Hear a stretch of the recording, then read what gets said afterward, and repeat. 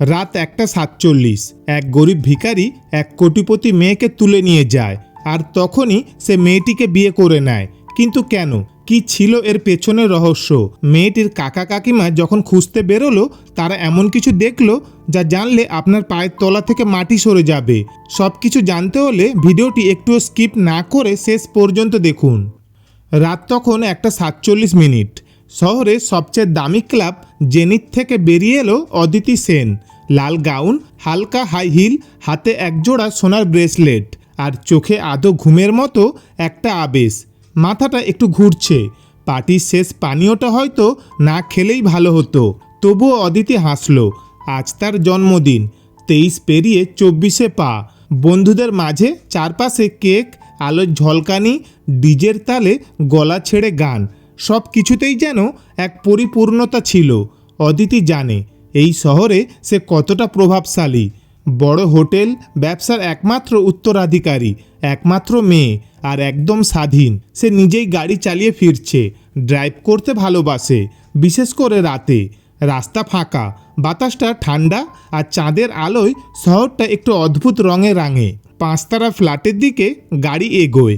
অদিতি জানে তার গেটের বাইরে সাধারণত কেউ থাকে না, সিকিউরিটিরা সব সময় প্রস্তুত। কিন্তু আজকে কেমন একটা অস্বস্তি লাগছে, যেন কেউ তাকে দেখছে। ছায়া টের পাওয়া যাচ্ছে, অথচ চোখে কিছু ধরা দিচ্ছে না। গাড়িটা থামে। গেটের সামনে সেই ভিখারিটা বসে, ময়লা জামা, কাঁধে একটা ব্যাগ, মাথায় টুপির ছায়া।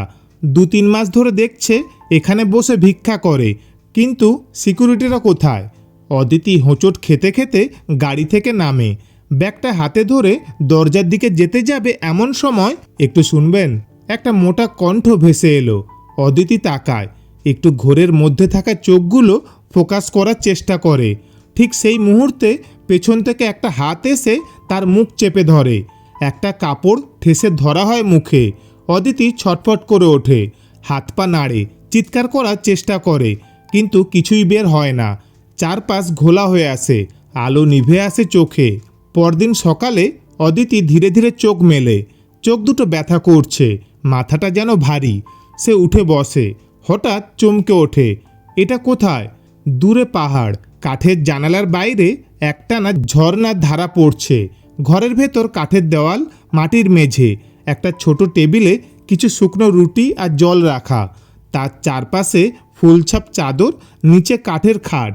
তার শরীর ভারী লাগছে।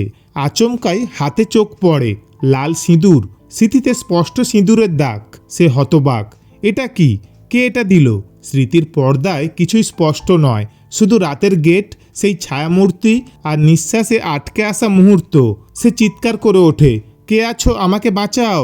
কোনো উত্তর নেই, শুধু ঝর্ণার শব্দ, পাখিদের ডাক, আর এক অজানা নীরবতা।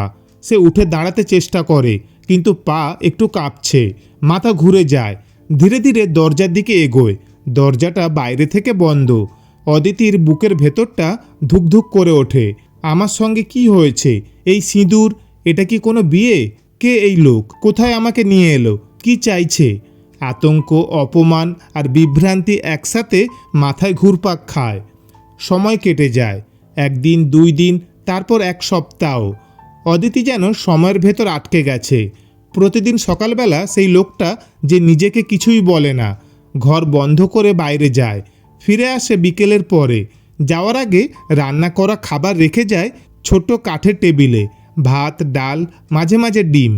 ঘরের দরজাটা বাইরে থেকে তালা মারা থাকে। অদিতি এই কয়দিনে অনেকবার চিৎকার করেছে। জানালা দিয়ে নিচে তাকিয়ে দেখেছে কেউ নেই, মোবাইল নেই, তার পার্সও নেই। কিভাবে এসেছিল ঠিক মনে পড়ে না।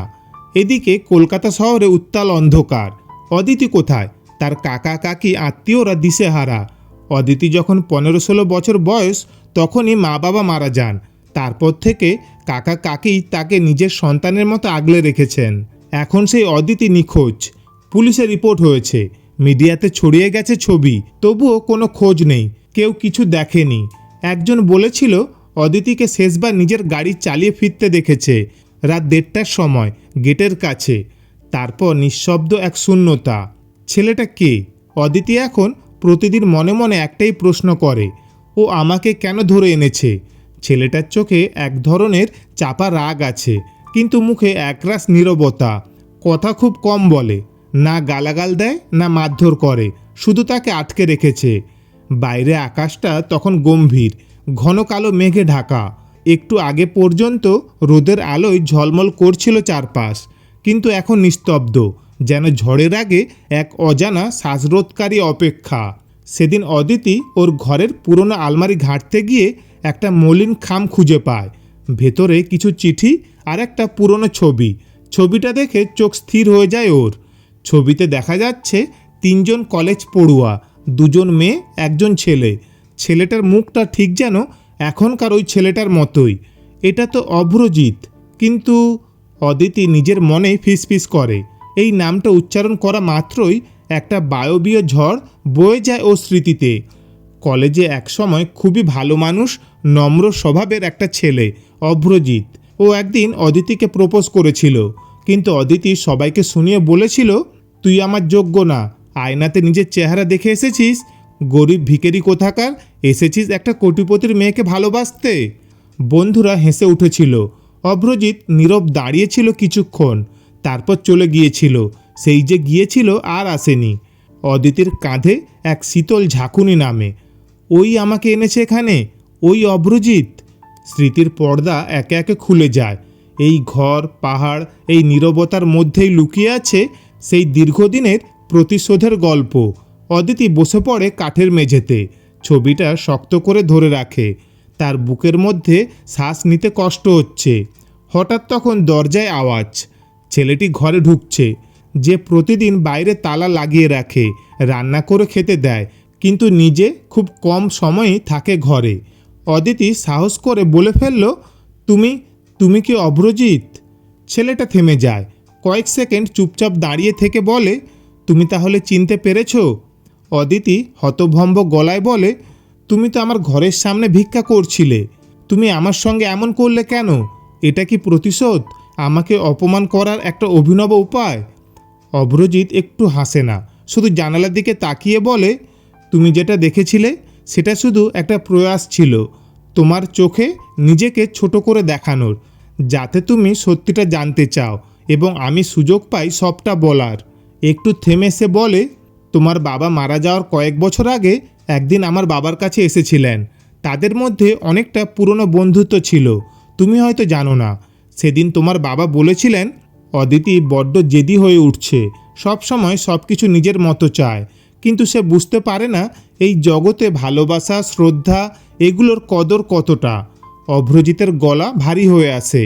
তোমার বাবার শেষ ইচ্ছা ছিল তুমি যেন এমন কাউকে পাও যে তোমার অহং ভেঙে তোমার সত্যিকারের নিজেকে চিনতে সাহায্য করবে। তুমি যেন কারো কাছে ভালোবাসা পাও, তবে শর্তহীন। সেই কারণেই তিনি আমার বাবাকে বলেছিলেন, তোমার ছেলে যদি কখনো আমার মেয়ের জীবনে আশ্রয় হয়, আমি কৃতজ্ঞ থাকব, তবে আমি চাই না অদিতি এসব কিছু জানুক। অদিতির চোখে জল চলে আসে, তবু জিজ্ঞেস করে, আর উইল, সেই সমস্ত সম্পত্তি তোমার নামে? অভ্রজিৎ মাথা নিচু করে বলে, হ্যাঁ, একটা উইল ছিল। যদি তুমি 25 বছর পূর্ণ করার পর নিজের ইচ্ছায় আমাকে স্বামী হিসেবে গ্রহণ করো, তবে তোমার বাবা চেয়েছিলেন সব কিছু আমার নামে হস্তান্তর হোক, কারণ তখন তিনি বিশ্বাস করেছিলেন আমি তোমার দেখভাল করব, কিন্তু আমি জানতাম না এই পথে সবটা এভাবে এগোবে। অদিতি ফিসফিস করে বলে, তাহলে তুমি পরিকল্পনা করেই আমাকে বিয়ে করেছিলে? অভ্রজিৎ কষ্টভরা কণ্ঠে জবাব দেয়, না অদিতি, প্রতিশোধের জন্য নয়। তোমার অপমান, তোমার অহং আমি ঠিক বুঝেছিলাম। তবুও যেদিন বিয়েটা হলো, আমি শুধু ভেবেছিলাম সময় দিলে তুমি বদলাবে। বদলেছেও। এখনকার অদিতি আর আগের মতো নও। সেখানে তারা দুজন চুপ করে থাকে। বাইরের বৃষ্টির শব্দ একমাত্র সঙ্গী। এর পরের দিনগুলো ধীরে ধীরে বদলাতে থাকে। অভ্রজিৎ আগের মতোই থাকে, নির্লিপ্ত, শান্ত, কিন্তু অদিতি লক্ষ্য করে সে সারাদিন পরিশ্রম করে, রান্না করে, ঠান্ডায় সারা রাত ভিজে ভিজে কাজ করে, কিন্তু কোনো অভিযোগ করে না। তারপর এক রাতে হঠাৎ অদিতির প্রচণ্ড জ্বর হয়। শরীর এত দুর্বল হয়ে পড়ে যে নিজের বিছানা থেকেও উঠতে পারছিল না। অদিতির গলা শুকিয়ে যাচ্ছিল, ঠোঁট ফেটে যাচ্ছিল। তখন হঠাৎ দরজার আওয়াজ। অভ্রজিৎ এসে হাজির হয়। সব কিছু বুঝে নিতে সময় লাগেনি তার। সে সারা রাত অদিতির মাথায় জলপট্টি দিতে থাকে, ওষুধ খাইয়ে দেয়, একবারও বিরক্ত হয় না। কোনো প্রতিক্রিয়া, কোনো অভিযোগ নেই। অদিতির চোখ ভারী হয়ে আসে। শেষবার যখন চোখ খোলে দেখে অভ্রজিৎ তার পাশেই চেয়ারে বসে ঘুমিয়ে পড়েছে। ভেজা চোখে তাকিয়ে থাকে কিছুক্ষণ। সেই মুহূর্তটা অদিতিকে ভেতর থেকে নাড়িয়ে দেয়। সে প্রথমবার ভাবে যে মানুষটা আজ এতটুকু প্রত্যাশা না করে আমার পাশে রইল, সে কি এতদিন আমার অপমানের যোগ্য ছিল? পরদিন সকালে ঘুম ভাঙতেই ওর মনে পড়ে যায় রাতের সেই দৃশ্য। অভ্রজিৎ তখন রান্নাঘরে চুপচাপ ভাত বসাচ্ছে। অদিতি ধীরে বিছানা থেকে ওঠে, তারপর কিছু না ভেবেই চায়ের কেটলিটা ধরতে যায়। প্রথমবার নিজের ইচ্ছায় সে অভ্রজিতের জন্য 1 কাপ চা বানায়। চা হাতে নিয়ে যখন এগিয়ে দেয়, অভ্রজিৎ চমকে তাকায়, কিছু বলে না, কিন্তু তার চোখে একটা নীরব বিস্ময়, আর চোখাচোখির মাঝে জেগে ওঠে এক অদ্ভুত মাধুর্য, এক শান্ত নির্ভরতা। ধীরে ধীরে অদিতির মধ্যে পরিবর্তন আসে, কিন্তু প্রশ্নটা থেকেই যায়, সত্যি কি বদলাচ্ছে অদিতি, নাকি সে কেবল অভিনয় করছে একটা মুক্তি পাওয়ার জন্য, এক চূড়ান্ত লাভের আশায়? সময় বলে দেবে। তবে আপাতত দেখা যায় সে সকালবেলা উঠে রান্না শেখে, ঘর গোছায়, গাছের টবে জল দেয়, আর অভ্রজিৎ চুপচাপ দেখে, কিছু বলে না। সকালবেলাটা ছিল এক অদ্ভুত রকমের শান্ত। চুপচাপ বসেছিল অদিতি জানালার পাশে। বাইরে ঝিরিঝিরি ঠান্ডা হাওয়া বইছে, কোনো শব্দ নেই, কেবল ঘড়ির টিকটিক। হঠাৎ অভ্রজিৎ ধীরে ধীরে এগিয়ে এসে নরম গলায় বলে, আজ তোমার 25 বছর পূর্ণ হলো অদিতি। তুমি এখন মুক্ত, যেতে চাইলে যেতে পারো, আর যদি চাও তাহলে তোমার নামে এই সম্পত্তিটাও লিখে দিতে পারি। শুধু একটা কথাই যথেষ্ট। অদিতি চুপ করে থাকে, কিছু বলে না। ঠিক তখনই দরজায় কড়া নাড়ার জোর শব্দ। অভ্রজিৎ দরজা খুলতেই দেখা যায় অদিতির কাকা দাঁড়িয়ে আছেন রাগে লাল মুখে, পেছনে কাকি, সঙ্গে 2জন পুলিশ অফিসার। কাকা চিৎকার করে ওঠেন, এই তোকে আমরা কোথায় কোথায় খুঁজেছি, চল, আর একটুও এই উন্মাদনার জায়গায় থাকা চলবে না। পুলিশ অফিসার এগিয়ে এসে শান্ত কণ্ঠে বলেন, আপনি কি অদিতি সেন? অদিতি মাথা নাড়ে। আপনার নামে নিখোঁজ ডায়েরি করা হয়েছে। পুলিশ জানায়, আপনার আত্মীয়রা জানিয়েছেন আপনি মানসিকভাবে অস্থির ছিলেন এবং আচমকা নিখোঁজ হয়েছেন। অভ্রজিৎ কিছু বলতে যায়, কিন্তু অদিতি এক পা এগিয়ে এসে নিজেই বলে, আমি একদম সুস্থ। এই বাড়িতে আমি নিজের ইচ্ছেতে এসেছি। আমি সাবালিকা, নিজের সিদ্ধান্ত নিজেই নিতে পারি। পুলিশ অফিসার আবার জিজ্ঞেস করে, আপনি নিশ্চিত আপনি এখানেই থাকতে চান? অদিতি আবার মাথা নাড়ে, হ্যাঁ, আমি অভ্রজিতের সঙ্গে থাকতে চাই, আমরা বিয়ে করেছি। ঠিক তখনই কাকা রেগে উঠে বলে, তোর কি হুঁশ আছে? তোর বাবার কোটি কোটি টাকার সম্পত্তি সব ফেলে তুই এক গরিব ছেলের সাথে সংসার করতে চাইছিস? তখন দরজার বাইরে থেকে একজন বলে, মে আই কাম ইন? একজন স্মার্ট শান্ত উকিল ঘরে ঢোকেন, হাতে মোটা একটা ফাইল। অভ্রজিৎ উঠে দাঁড়িয়ে বলে, আপনাকে ফোন করেছিলাম সকালে। উকিল মাথা নাড়ে, ফাইলটা খুলে বলেন, এই হলো উইল। অদিতি সেনের বাবা প্রয়াণের আগে একটি শর্ত সাপেক্ষ উইল করেছিলেন।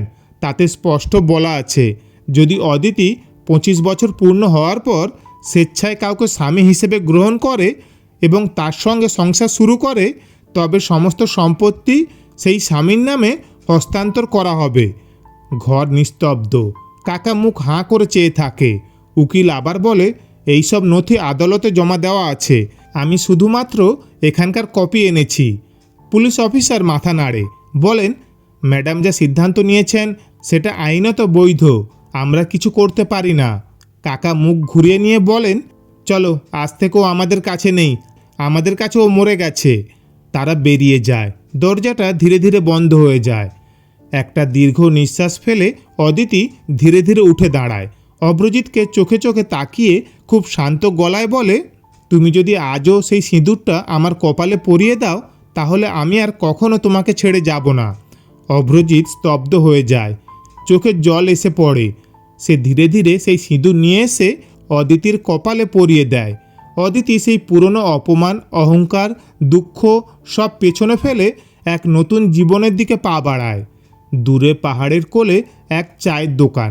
ঝিরঝিরে হাওয়ায় লাল ওড়না উঠছে, 1 কাপ চা থেকে ধোঁয়া উঠছে।